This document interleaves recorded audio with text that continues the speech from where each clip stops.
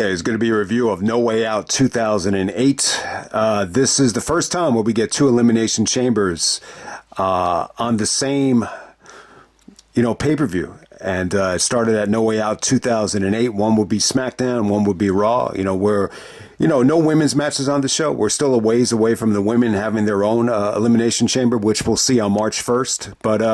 But yeah, first No Way Out since 2003. That's Raw, Smackdown, and ECW. So obviously this was an incredible card at the time. I think each and every match featured Hall of Famers, legends, and it's a pretty star-studded show. The show did very well.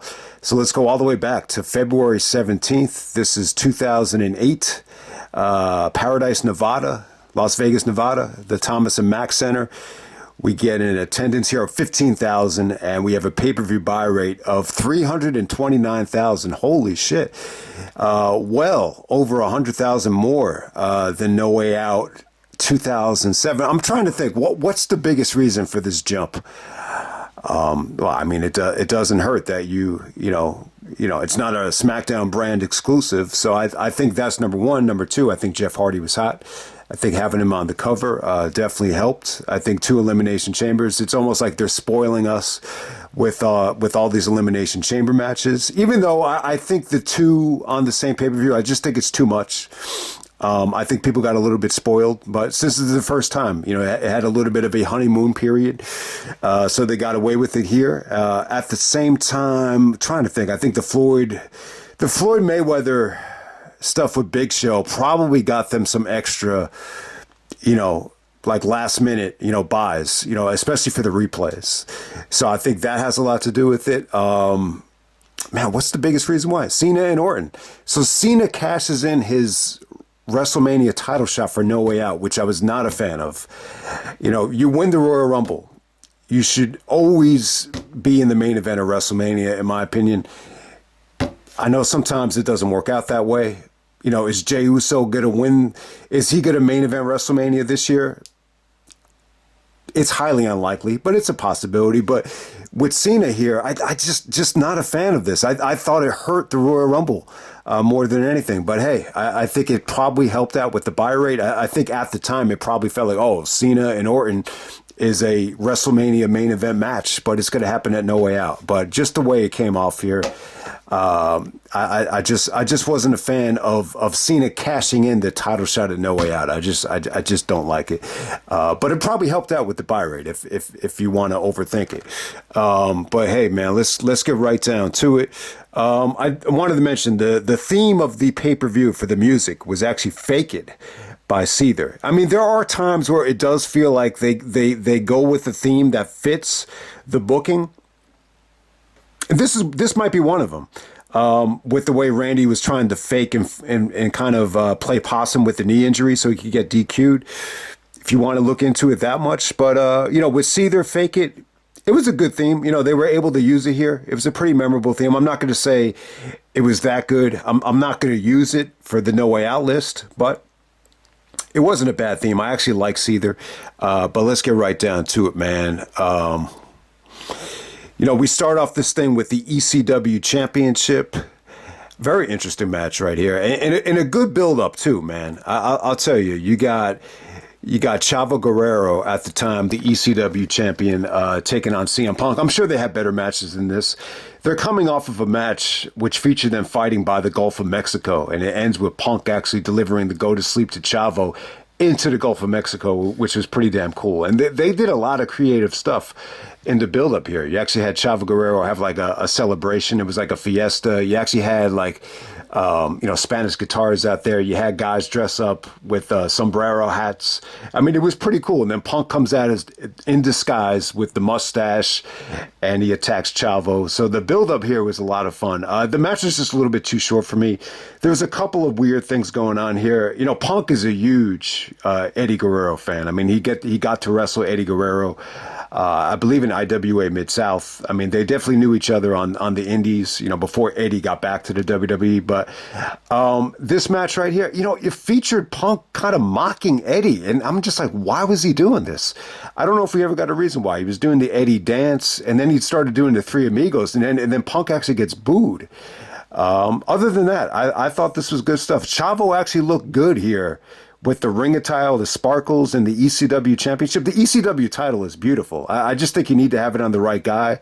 I didn't mind Chavo winning it. You know, Eddie has ties to ECW, so the fact that they put it on Chavo, I thought it was cool. But then once you get to WrestleMania, they go back to, you know, Kane winning it. So you're just like, what the fuck? But at this point, I think Chavo and Punk was a hell of a match. I just wish they had gotten more time. Um, you know, Punk actually goes for a Hurricane Rana. Chavo actually pushes him off the top rope. Punk hurts his knee, and then Chavo hits the frog splash to get the victory in 7 minutes. Just not believable enough for me. Punk looked good here, though. That welcome to Chicago after the Eddie stuff actually came off good, even though he did get booed. But we're going to move on to the Smackdown Elimination Chamber match. So the winner gets a world title match at WrestleMania 24. So we got The Undertaker and Batista starting this thing. You also got Finlay and MVP who come out last. And then you get the great Khali coming out there with Big Daddy V. Okay, so not the most talented Elimination Chamber ever. It probably had two of the worst wrestlers ever to be an Elimination Chamber match. And we're talking about possibly the most weight that there's ever been in an Elimination Chamber with Big Daddy V and Khali. Yeah, no Khali equals a great EC, Elimination Chamber. I'll definitely say that. But I'll give Taker and Batista credit. They carried this whole thing. They were in this thing for a half hour, and they were great. I mean, some of the fans started booing Batista when it was just him and Taker in the ring together. When Batista started giving punches, the fans wanted to just let Batista know, like, we prefer the Undertaker in the main event WrestleMania over you. I mean, I think that's all it was. I think Batista's effort here was great. And Taker, you know, he busted his ass. I mean, he worked hard as hell. And, you know, Big Daddy V and Khali, they were in the match minimally. They were kind of eliminated right away, which is a good thing. When Khali came into the ring, the fans were actually chanting, "You can't wrestle." And it's funny, like with the "You can't wrestle" chants for Khali, it always sounded like kids were chanting it. You know, usually when you hear the "You can't wrestle" chants, you think of Cena at One Night Stand, which is like mostly you hear males chanting that, like older males. But with Khali, it always felt like it was kids chanting "You can't wrestle." But yeah, they were in there very you know, they were in and out quickly, which was good. It made for a better match. Big Daddy V actually got DDT'd by Taker on the steel grate, and Batista actually pinned him on the steel. This is really one of the only Elimination Chambers where they let like falls count anywhere. And then Khali actually passes out to the Hell's Gate from Taker, that triangle choke, and he starts bleeding a little bit. So this is the first time where I think they started experimenting with the blood coming out of the mouth after the Hell's Gate. So I didn't think they had to go to that length to sell the move at this point, but, you know, they did it anyway here. You know, Coach and Michael Cole were on commentary here. And at first I was like, you know what, this is kind of refreshing. Like, this is good for Coach. He doesn't have the pressure of being on Raw. You know, he could be on SmackDown. He was actually rooting for MVP. MVP was his pick. But there's one part of the match, and this is what hurt Coach. He just starts going like this. How is The Undertaker doing this? How is The Undertaker doing this? And then Cole is just like, well, he's The Undertaker. It was, I swear to God, that had to be one of the corniest moments ever on commentary. But, you know, if you could look past that, I think the ending of the match was great. MVP played his role nicely. He tried to choke out Finlay with his chain. Eventually, Taker actually, you know, I don't know what he was doing. I think he was just running away from Taker. Taker actually gives him that reverse choke slam off the top of the chamber pod, and that's how MVP gets eliminated. Very reminiscent of the Shane McMahon bump from King of the Ring 2000, that ungodly bump. Man, that bump is still sick. But this was sick too. I mean, you know, that reverse choke slam was pretty dope. You know, the stuff between Batista and Finlay was really good because, you know, Hornswoggle was out there and he passed the shillelagh to Finlay. And when Batista got, you know, hit by the shillelagh, he got pissed. And like all of a sudden he just put Finlay in the Batista bomb, and then Finlay counters it and he does the WrestleMania 17 spot. Instead of the sledgehammer, it's the shillelagh. It just came off great. That sequence between Batista and Finlay, I thought it came off really good. But yeah, Finlay gets eliminated. And then it comes down to Taker and Batista. They work their magic once again. You get, Batista kicking out of last rides, Taker kicking out of the Batista bombs. Batista's trying to just kind of rail. Like, he has him in like a power slam position. He just starts ramming Taker's head into the steel. And eventually Taker just kind of flips it and hits him with the tombstone once they get back into the ring. So it was a sweet looking counter. Once again, this is, great chemistry from Taker and Batista. They were in there the whole match. They got the job done. Taker goes to WrestleMania. They show a shot of Edge talking with, Hawkins and Ryder, better known as, Zack Ryder and Kurt Hawkins. So Edge is a little bit paranoid that Taker won, but still, he's trying to focus on Mysterio. So it was cool. Next up, you had Mr. Kennedy taking on Ric Flair. This is a career-threatening match. If Flair had lost, he would be forced to retire. All right, so watching this thing back, man, it just kind of hit me that Kennedy really had a lousy 2008. I'm trying to think here. I think he was in the Money in the Bank, but, when you think about 2008, I mean, they could have got a lot more out of Kennedy. There must have been an injury or something after this, but honestly, man, if they're going to have Kennedy lose to Flair right before WrestleMania, I mean, it just sucks for Kennedy, because when you think of what the plans were, I would assume he was supposed to be in a major spot at WrestleMania and possibly for the world title. I really think so. I think if he didn't get suspended after the wellness policy thing and, he didn't get caught lying, I think that the storyline with, Vince McMahon's illegitimate son, he easily could have been in the championship picture going into WrestleMania. But, when you look at Kennedy and Jeff Hardy on this show, you say to yourself, wow, like they really, probably would have been pushed, at WrestleMania if everything aligned properly. Sadly, a couple years later, they're main eventing TNA shows that nobody gave a fuck about. So it's just kind of funny how things kind of flip for both of those guys. But, Flair and Kennedy was good, man. I thought it was cool. Kennedy really tried to dissect Flair, and then all of a sudden Flair started doing chop blocks, working over Kennedy. It came off good. I agree with True Slayer, though. I think the problem was no one bought into Kennedy winning, and as a result, it just didn't feel like that big of a match. But still, the fact that Flair's career is on the line, it's still somewhat of a big match. I think with WrestleMania around the corner, you just know they're going to drag this out, and not end it at No Way Out. So, but it was solid stuff. I do feel bad for Kennedy, because I think he would have been a much better fit getting a push into WWE rather than TNA. I think when you think about TNA, you want to see great wrestlers. You want to see the alternative. You don't want to see an entertainer like Mr. Kennedy or even Jeff Hardy, main eventing TNA pay-per-views. All right, next up we have Edge taking on Rey Mysterio for the world title. Hawkins and Ryder are actually banned from ringside. I mean, it was cool. They did a lot of build-up here with Vicky. Rey took some shots at Vicky, saying that she was embarrassing the Guerrero name. Edge actually proposes to Vicky, and they're about to get married. They were doing this segment where I think Edge gave Vicky a engagement ring. Vicky is the GM. She's in a wheelchair at the time. Mysterio actually goes for the West Coast pop. He hits Edge with the 619. He tries to go for the West Coast pop. Edge gets out of the way, and he does that senton splash to Vicky while she's in the wheelchair. So, that was pretty cool. So the build-up here was good. I think Rey did a lot of good stuff. There's some cool interaction with Mayweather before the match to kind of get you ready for the aftermath here. So, the problem is Mysterio actually has a torn bicep. Yeah, you could even see how black and blue it is. So he kind of wrestles around the injury. I thought they made the most of, the amount of time that they got here. They only go 5 minutes. Rey's not able to do a lot here. He's able to use his feet, to keep Edge away. There's a sequence here where Rey is able to kind of hit a moonsault, because it's really the only thing he could have done, because he can't use his hands.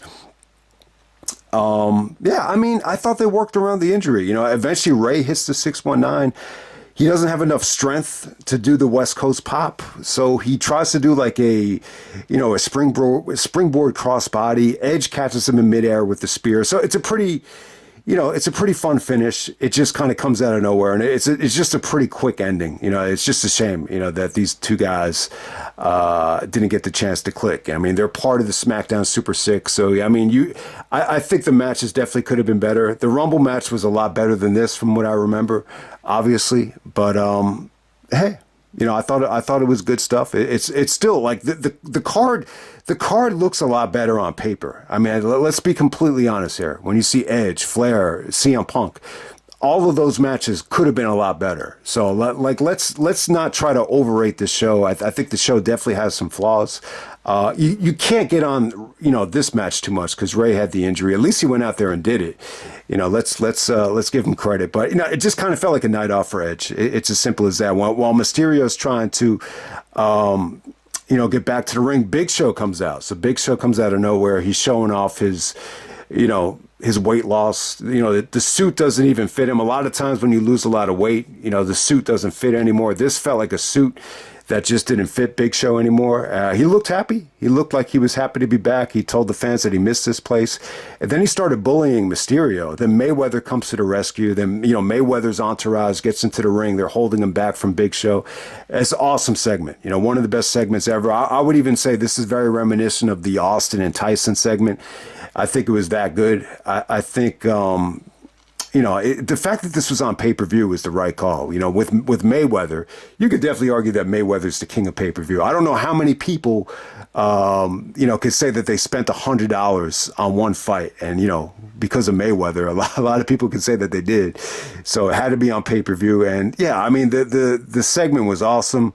Him and Big Show go at it. Big Show starts like mocking him, and he's daring him to just punch him. And then Mayweather actually does it. He punches Big Show 4 times. So if you watch this back in slow motion, 3 out of the 4 connect. He might have broke Big Show's nose. I mean, Big Show started bleeding. He started basically tearing up. He was so fucked up from the hit from in the nose. I mean, it was crazy. Mayweather. The Mayweather Big Show stuff, that's how you book Big Show. That was the best thing Big Show was probably ever involved with at WrestleMania. So, and I'm sure a lot of people probably order this, just to see the replay because it was, so many people were talking about it. True Slayer loved this. He thought it was one of the best segments ever. I have to agree. It kind of puts the pay-per-view over the top. Like if you're a little bit underwhelmed with the singles matches on the show. All right, next up we have Randy Orton taking on John Cena for the WWE Championship. So Cena wins the Rumble, and he decides to get his revenge on Orton at No Way Out. I guess it kind of made sense because, they're trying to sell the fact that it was really Randy that injured Cena's pec, not Mr. Kennedy. So, Cena can't wait. He wants to cash it in on Raw. I think Randy says it's going to be at No Way Out. You want to cash it in, it's going to be at No Way Out. So they have the championship match here. I mean, they hyped it up pretty well. The video package came off great.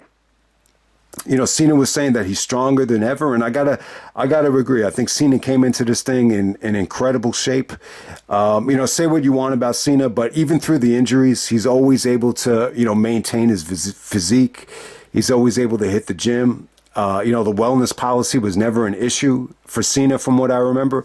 Other guys, it was a huge problem for, being Mr. Kennedy, Morrison. I mean, the list goes on and on. At this point, I'm only bringing it up because Vince uses it against guys if they don't stay in shape and if their body keeps on changing. Even Triple H with Chris Masters, like if your body changes, they'll give you shit for it. So it just seemed like at this time Randy was a little bit indecisive about whether to maintain the muscle, maintain the jacked up physique, or just go skinny. He just looked here like he was just, skinny, frail, and just not toned. And so you want to give Cena credit because he's coming back through this injury, and his body never changes. It's unbelievable, like Cena's work ethic. But hey. This is Randy Orton. You can see him acting like the Viper a little bit here. Jerry Lawler even called Orton slithery here. So this is kind of the initial stages of Orton being a Viper, just being very methodical and trying to weasel his way out of the match. It's another DQ. I mean, they just had to DQ at Unforgiven, and they do another DQ here. I mean, obviously it makes sense. You want to have Cena in the main event of WrestleMania. So in terms of what they were going for, I mean, it's really the only way to book it. I just think, the argument for doing this is this match here. If this happened at WrestleMania, Cena and Orton, I mean, if they got the green light and they were able to kind of just do their thing and wrestle to their potential, I'm sure it would have been fine. I'm sure it would have been a great match. You know, you never got to see Cena and Orton at WrestleMania, but when you watch this back, I think you say to yourself, well, thank God that didn't happen at WrestleMania. Obviously Triple H was going to, win and, enter the equation, and it was going to be a triple threat. So it's as simple as that. I mean, so this is how it kind of worked here. I'll say this about the match. It's definitely not their worst match. It like once this started, the atmosphere was incredible. You definitely had a polarizing atmosphere. Cena even, starts talking to Randy and basically tells him, like, this is what it's all about. Like, if you want to get to my level, this is what it's all about. This is what you need to kind of work towards, getting these type of reactions, these polarizing reactions, or reactions where the fans are invested at least. So I like that about the match. I think crowd reaction was the best part of it. It definitely had some good moments here, especially Cena locking in the STFU. I mean, there were some good moments, but Orton is selling a knee injury. He's got his knee pads off. You get to see his bony knees. And, while he's on the outside, he's yelling at the ref to count him out. He's like, ref, count me out. And then Cena comes out of nowhere, and he's able to hit the RKO out of nowhere on Cena. And he's hoping that Cena gets counted out. So he does not get counted out. Cena gets back into the ring. And then out of frustration, Orton just attacks Mike Chioda, the referee. And it's just a DQ. It's one of the cheapest endings ever. I mean, it really is. It's as simple as that. The match just feels incomplete. I can't say that this felt like it was on its way to being the best Cena and Orton match. It just, I think right away when you see, what they were going for here, it just kind of felt like, the match was filler. It's as simple as that. And I just hate the fact that this is, Cena's cash in right here. But hey, because of how it went down, even though Randy in the back of his mind is probably hoping, that Cena's out of the equation. But, this type of finish doesn't work nowadays. It just doesn't. I think this was probably the last time you could get away with a finish like this, where the referee's actually going to call for a DQ, just to protect the champion. It just doesn't work like that anymore. The referee is always going to try to be, unbiased or make the right call. So it's a little bit of a deflating thing, but I just think, when you look back on it, this Cena injury thing, it really kind of fucked up this whole, road to WrestleMania, especially for Jeff Hardy. Because I think, ideally you want Cena to go into WrestleMania as champion. I think that probably would have opened the door up for Jeff Hardy to win the Royal Rumble, and then you could have done Cena and Jeff and as the main event of WrestleMania. And I think that's, when I watched this show back, that's what felt like was the right thing to do, the natural thing to do. But hey, yeah, I'm not a big fan of the Cena and Orton match. I think people have overrated it. I think 3.5 is too high. I would give it like 3. I think 3 is generous. I think it's fair. You definitely had a good atmosphere, and there were some good moments here. But I think when you watch this back, you could see the finish like a mile away. Like if you were expecting like a decisive finish here, you just weren't going to get it, is a nice way to put it. But the fact that Cena actually cashed in the title shot here, I think it might have been one of those situations. I think in retrospect, if you were going to go this far with it, just give Cena the belt here. You give Cena the belt here, and then you pivot and you have Jeff Hardy win the Elimination Chamber match, and that kind of would have solved the issue with Cena being hurt. But you didn't get that. So we're going to go to the Elimination Chamber match, the Raw Elimination Chamber, for a WWE Championship title shot. You got Triple H taking on Jeff Hardy, Shawn Michaels, Chris Jericho, Umaga, and JBL. A pretty star-studded match. Definitely, I would say one of the more talented Elimination Chamber matches. They actually had, the fans do some voting here, and by far, Jeff Hardy won the voting. He got 38% of the vote. Jericho only gets 7%, which is kind of underwhelming. So Jericho definitely lost a lot of momentum. Triple H got 31% of the votes. I think a lot of people just assumed, Triple H is going to win this thing. I think at the time, the WWE, felt like Triple H had the main event WrestleMania every single time, especially after Austin and The Rock had left. I think, there was a report one time, there was a Nick game, and I think this was right before WrestleMania 20, and on the scoreboard, there was a sign that said WrestleMania 20, Triple H versus Triple H, and it was just kind of symbolic that that Triple H was going to be in the main event of every single WrestleMania, no matter what. And when I look back on it now, I think Triple H getting injured for WrestleMania 23 with the torn quad, I think, I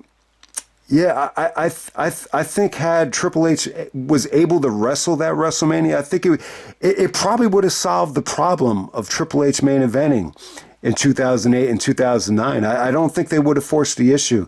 I think, he probably would have been exposed a little bit earlier, and they probably would have moved away from him a little bit sooner. I mean, who knows? But I think the injury kind of opened the door up for him to just kind of be entitled to the, 2 additional WrestleMania, title matches at 24 and 25. But with this chamber match, it's definitely a good chamber. I think both chambers are great chambers. I think the problem is they just don't have the intimacy of the first couple of chamber matches, especially 2002's or New Year's Revolution 2005, where the storylines really kind of aligned, for it to be a chamber, and all the other different X factors with Shawn as the referee, and evolution in everything that went down there. These chamber matches, the problem with both of them are, it just feels like number one contenders matches. There's no story behind them, and I think that's what kind of hurts the chambers from here on out, is that they just kind of felt like almost like the Hell in a Cells, where we're just scheduled to have a Hell in a Cell match. We don't give a fuck, if the feud calls for it or not. It's going to be a Hell in a Cell no matter what. It's going to be an Elimination Chamber no matter what. But hey, if you can look past that, it's a good match. You start off with Jericho and Michaels. When you watch what Jericho and Michaels do here, it's almost identical to what they did at SummerSlam 2003. Just everything here, just the nip ups, the back and forth, almost like the Steamboat Savage-esque, reversals. But it was good. Everything they did was good. I mean, I enjoy watching Michaels and Jericho, and this is before they started fighting or feuding together. Umaga comes in next. Umaga had a great performance. I mean, he had some of the biggest bumps of the match with the chamber, with the glass chamber pods. He had an incredible bump. Shawn Michaels got bloody and busted open, I think, from Umaga. Shawn bled like crazy here, believe it or not. I think he had to get 5 stitches. But Umaga with that double Samoan drop, I mean, that was pretty crazy. So Umaga played his role nicely. I think at this point, Batista definitely deserved a little bit better than Umaga at WrestleMania. I think the match could have been better. I just think booking wise, and maybe Batista just didn't see Umaga as a big enough challenge, and the match is just kind of forgettable. So I definitely think this WrestleMania card, could have been laid out better. I know a lot of people like Umaga, and maybe you could argue that the match with Cena, in 2007 should have, happened at WrestleMania. I mean, that's how much people, respect Umaga's work. But, I mean, what they did with him and Batista, it just didn't work for that WrestleMania. I mean, it's as simple as that. JBL comes in for a cup of coffee. I hate to say it, but it's just sad watching JBL in this spot. He was treated like such a legend on Smackdown, and here he's just a supporting player. He's the first one eliminated. Jericho gets his revenge on JBL. He actually breaks up the pedigree, hits the clothesline from hell on Triple H. You get to see JBL and Trips, probably go at it for the, one of the first times ever here. And Jericho actually puts JBL away, with the code breaker, which is a good elimination. I think Jericho had a great Elimination Chamber match. He's always great in these matches. It just kind of felt like Jericho lost momentum. I mean, it's as simple as that. I mean, the momentum that he had when he first came back was incredible. But yeah, I think the booking just kind of took, the fire away from Jericho, and he had to reinvent himself. It felt like a lot of guys, had to reinvent themselves at this time. It just feels like we're relying on guys from the past to kind of, get them through the mud from, the disaster of 2007, and, give Jericho credit. He's really the one guy that I feel like reinvented himself compared to some of the other guys. Triple H comes in next, and then Jeff Hardy comes in last. Jeff Hardy is the most over guy in the show. This is one of Jeff Hardy's best moments. I mean, he was clearly the most over guy. It was definitely incredible stuff. So the highlight from Jeff is, they all beat down Umaga. Umaga gets super kicked, he gets pedigreed, and then Jeff actually takes him out with the swanton off of the chamber pod. That was pretty cool. Jericho steals the victory there. So Jericho actually pins JBL and Umaga. Jericho might have the most eliminations out of all the Elimination Chamber matches. I mean, it really does add up when you see how many guys Jericho eliminated in the first one and then this one as well.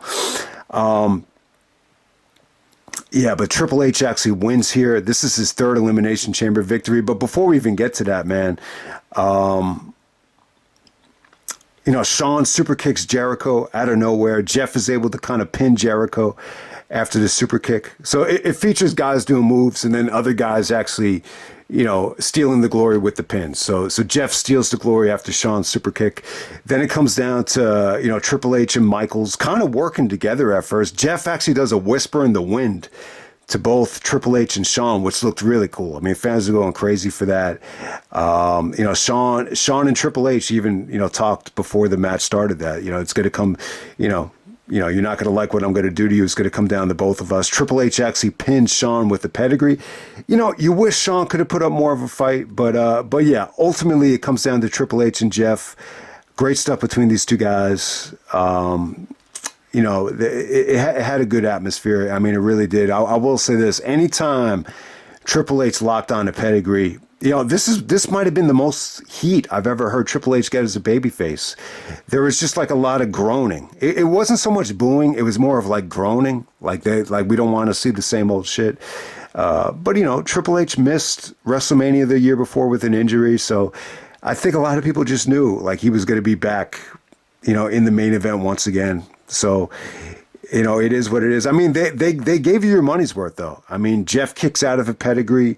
They go back and forth here. The Triple H takes a backdrop on the steel grate. They bring a chair into the ring. Jeff actually tries to do the twist of fate. Triple H counters and throws Jeff onto the chair, and then he hits him with the pedigree on the chair. I mean, look, they gave you your money's worth. They gave you an exciting ending here. I mean, it's a great Elimination Chamber match. It's not one of the best.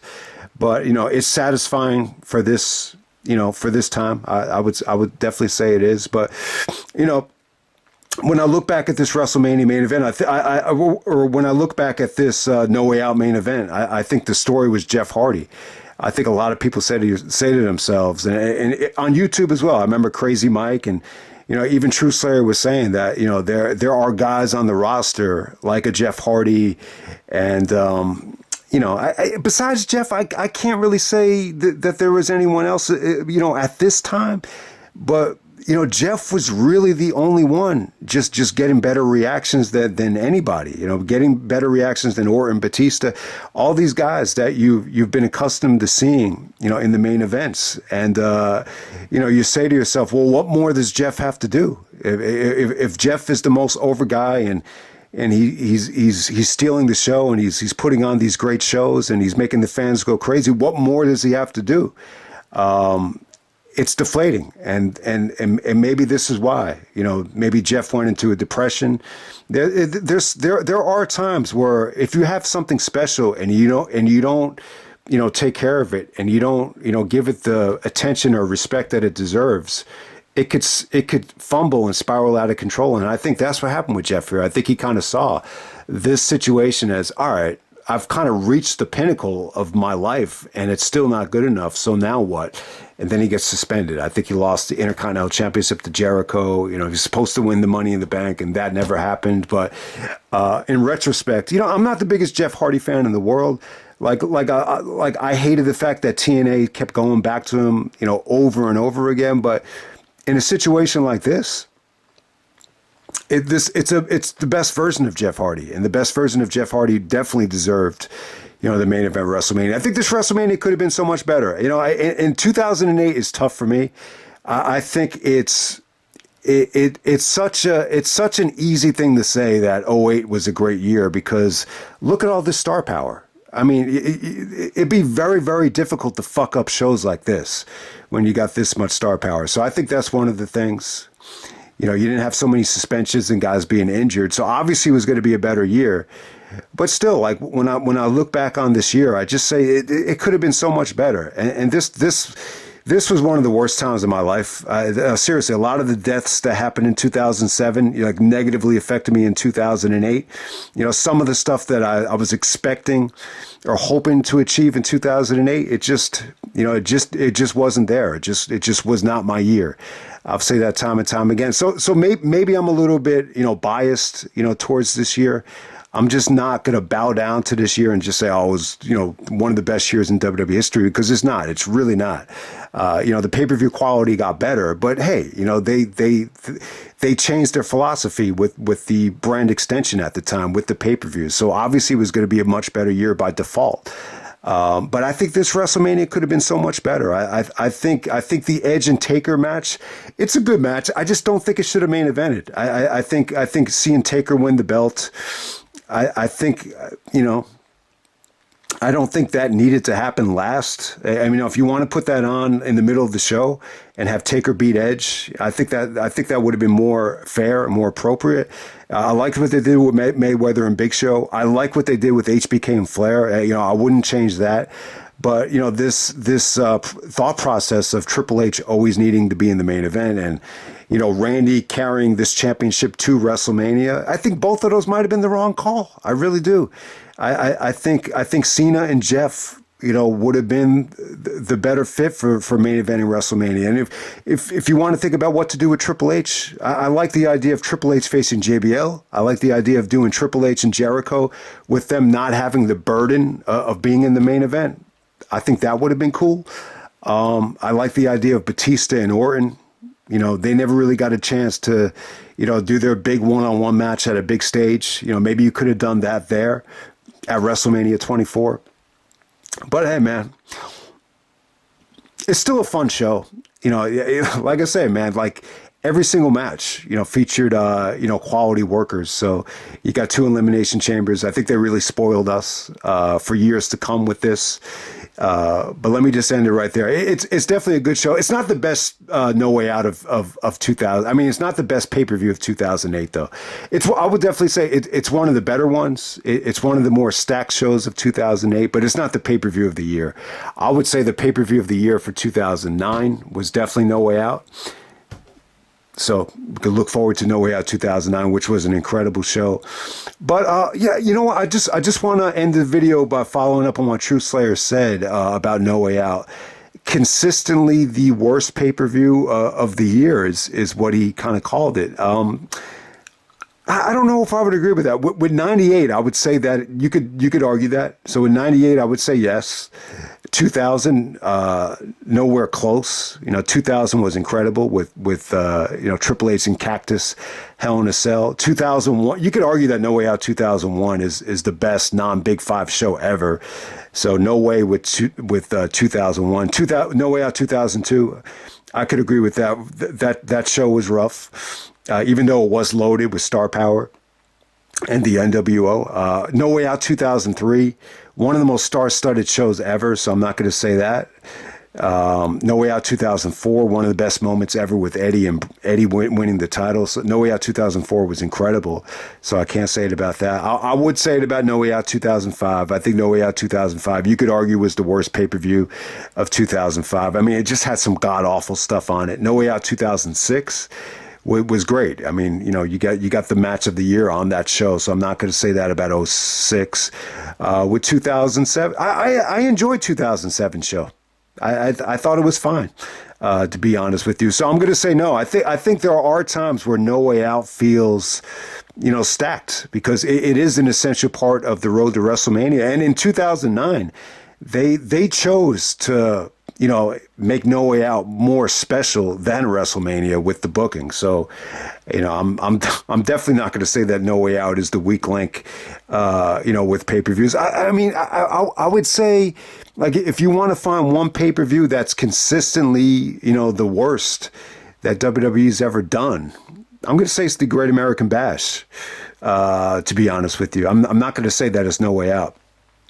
But let me just end it right there. That's No Way Out 2008, and I'm out.